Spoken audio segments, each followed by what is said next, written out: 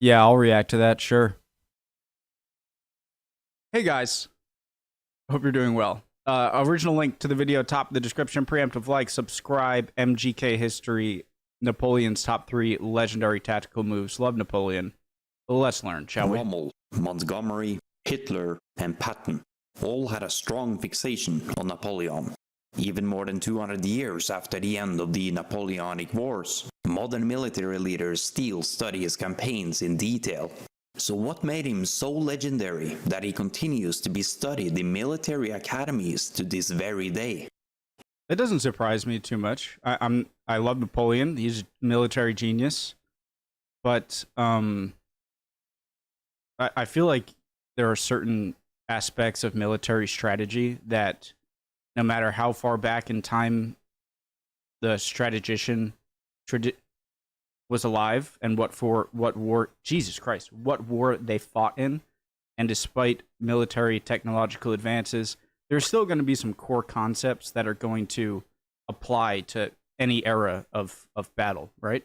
In this video, we'll look at 3 phenomenal tactical maneuvers by Napoleon that demonstrates why his tactical mastermind still shapes modern military strategy. Fight and conquer.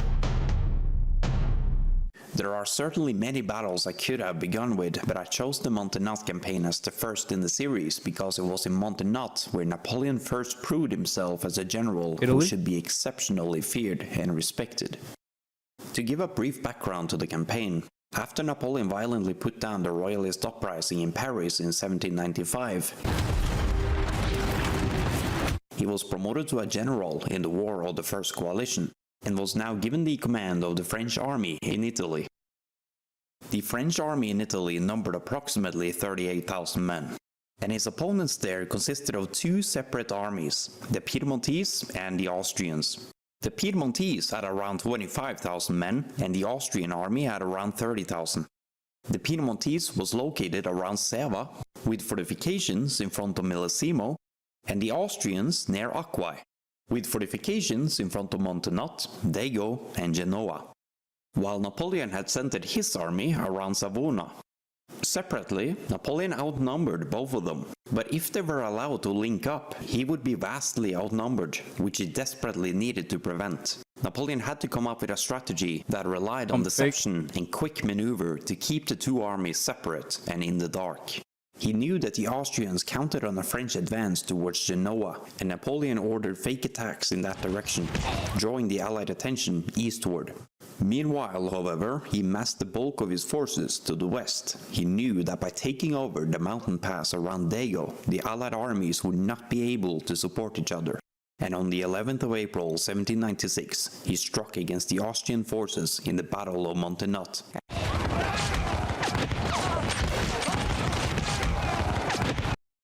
Colonel Rampon. Obviously they didn't have, like, from this point of view, it's already clearly a genius move. But I mean, they you know, like the fog of war and military strategy video games, which obviously are based off of the fact that you don't know exactly where your enemy is moving and where the troops are, that it's still sort of a gamble. Like, he knew that, of course, the gamble, but he knew that the Austrians expected a French advance this way, east. But you don't really know. Like, they didn't have airplane reconnaissance. I would love to watch a video just on this era of warfare or before, of just what reconnaissance was like and how it was done. Because you can't be sure that, you know, you go here and then all of the Austrian army will also go here, or a bulk of it. But you still did it anyway. You know what I'm trying to say? It makes it even more impressive. You got to be smart, and you also have to be decisive and swift and decisive in making this move, right? So I'm sure the information he gathered knew that, well, if the Austrians hear a French army is approaching this area they imagine they would besiege or fight in, then all right, a lot of the Austrian army is going to go this way, and then we can put the bulk of our actual army this way, and then fight these on their own, you know? So you got to be, it's not like you're 100% sure it's going to work, right? April 1796, he struck against the Austrian forces in the Battle of Montenotte.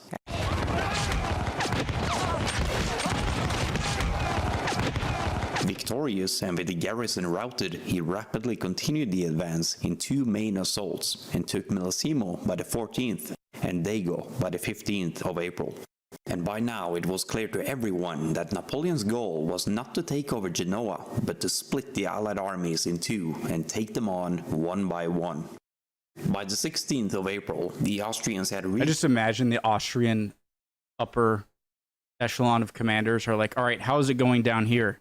Well, it doesn't seem like there are a lot of soldiers down here. And then you get another reaction from this army being like, we're being besieged full on.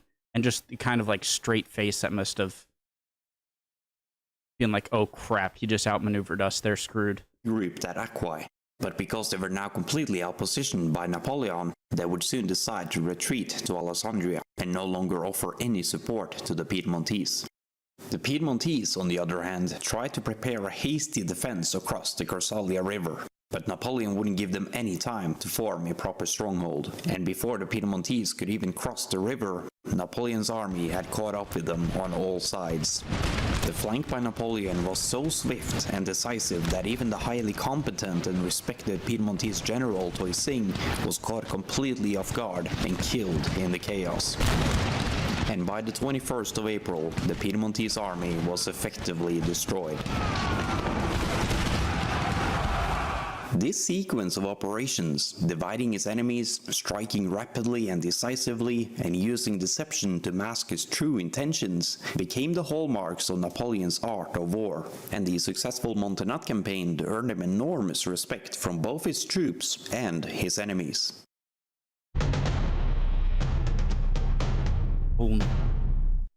I wonder how many troops Austria would have been willing to send just to get rid of Napoleon. I have hindsight, but I'm curious at what point were they like, this guy is very much different. He's not just a good general, he is a generational talent. Roughly 10 years later, in the autumn of 1805, Europe was once again finding itself at war, and Napoleon was stronger than ever before.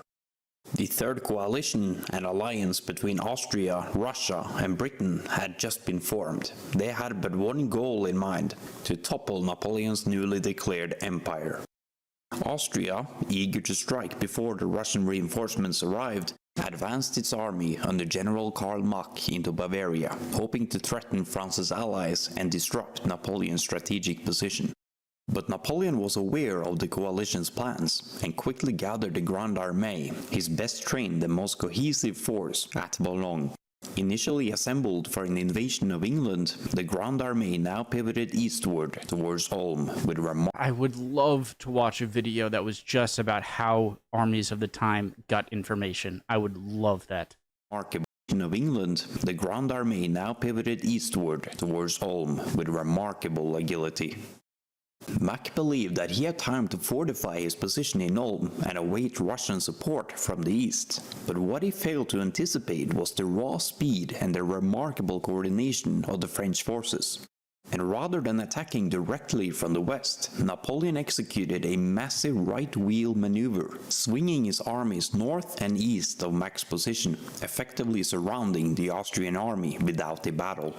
And before Mack could even process the danger that he was in, the French forces started to cross the Danube behind him. But the crossings would take days, and Napoleon had to find a way to keep the Austrians occupied to conceal it. To achieve this, Napoleon ordered heavy cavalry attacks from the west, which gave the impression that a massive frontal assault was near. And while the cavalry continued to conceal Napoleon's true intentions, Napoleon issued orders to secure every possible road leading out of Ulm. So that's a major tool up Napoleon's sleeve. It's just knowing where the army you're attacking is expecting you to come from, and pushing a smaller force to make you believe the main attack is coming, and then for them to engage, only for your main attack to swing around from an unexpected way and crush you. ensuring that Mac's army could neither withdraw nor receive reinforcements. And after all the critical roads had been captured, Napoleon ordered an attack on the vital fortification of Elchingen, winning a decisive battle that completely sealed the encirclement from the north. And now it was clear to Mac that a frontal attack would never come. Instead, he realized that Napoleon had now managed to wedge his entire Grande Armée up behind him on a far superior position. Mac gave a desperate attempt to break out, but was crushed by French fortifications. With his supplies dwindling and morale dropping, Mac retreated back into Ulm's fortifications, desperately hoping for a Russian counterattack. But the Russians were 160 miles away, with all lines of communication severed. His fate was sealed, and on October 17th, Napoleon sent an emissary demanding surrender. Mac recognized the futile situation that he found himself in and surrendered, along with 30,000 of his best men and equipment. Despite the fact that Mac was an otherwise prestigious and respected general, he was nothing but ridiculed by Napoleon when they met after his surrender. Napoleon is even said to have commented afterward, saying that Mac had the look of a man who had seen the world collapse on him.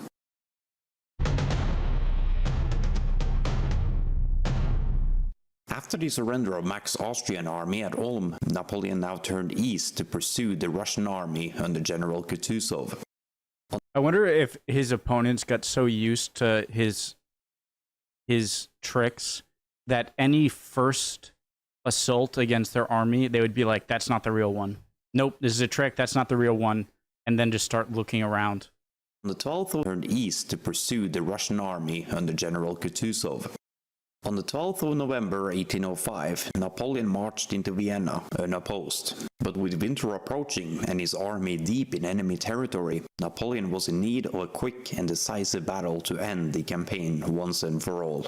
And that opportunity came near the Moravian town of Austerlitz. The Allied army was confident in their numerical superiority, but what they didn't know is that Napoleon had personally scouted the terrain days earlier, where he had crafted such a brilliant plan that would be talked about for centuries to Is this where he retreats from the high ground? come. Sorry. The day of the battle was also a dark and misty day, with heavy fog blanketing the hills and valleys, making it easy for an overconfident commander, like the 27-year-old Tsar Alexander of Russia, to make unforgiving mistakes. Napoleon's right flank under Marshal Davout was left undermanned, and he even abandoned the strategically important Pratzen heights in the center of the battlefield, effectively inviting the Allies to occupy them. But this was, of course, a part of his devious plan. And upon seizing the Pratzen heights, the Allied plan was to swing their main force through the French right, push it back, and then encircle the rest of Napoleon's army.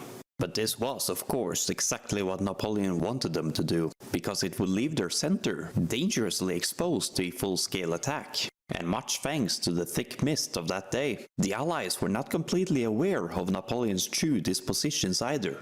However, they began their full attack anyway at around 7 AM, with Austrians and Russians advancing towards the French right. But the experienced French troops fortified at Telnitz and Sokolnitz held out stubbornly. And things got even more complicated for the Allies when Davout's Third Corps arrived to reinforce them, and ultimately halt what the Allies thought would be an easy breakthrough. And while the fighting bogged down at Sokolnitz, and with the enemy center now weakened, Napoleon activated his trap. French troops surged out of the mist and up the heights. The fighting quickly became fierce and chaotic, often descending into brutal hand-to-hand combat. But by the sheer numerical superiority, the French had secured the heights already by 11 AM, effectively splitting the Allied army in two. Meanwhile, the French forces in the north successfully pushed back the Allies, which allowed Napoleon to use his central forces to crush the bulk of the Allied army that was still locked in heavy fighting at Sokolnitz. Now trapped between the French divisions and a series of frozen lakes, many Allied troops gave a desperate attempt to flee across the ice. But French artillery from the Pratzen heights opened fire, and according to Napoleon's bulletins, the ice shattered and thousands drowned, which was likely exaggerated for propaganda effects, but very symbolic of the crushing nature of the defeat nonetheless. After the battle, the Austrians quickly sued for peace, signing the Treaty of Pressburg. Russia, on the other hand, withdrew from the conflict entirely, and the Third Coalition collapsed. Napoleon was now regarded as the most feared and respected general in modern military history. Thank you for watching. What is your favorite tactical move by Napoleon? And which commander should I cover next? And if you enjoyed the content, why not subscribe? See you again soon. Great video, I did. Even when the French, once you build up this reputation, what do I know? Let me know if I'm incorrect. Call me out. Would love nothing more.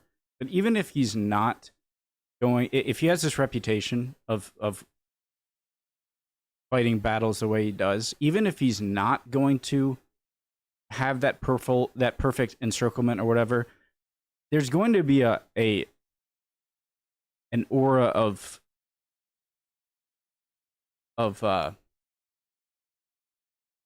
paranoia, where even if you think you're winning, it might be a trap, you know?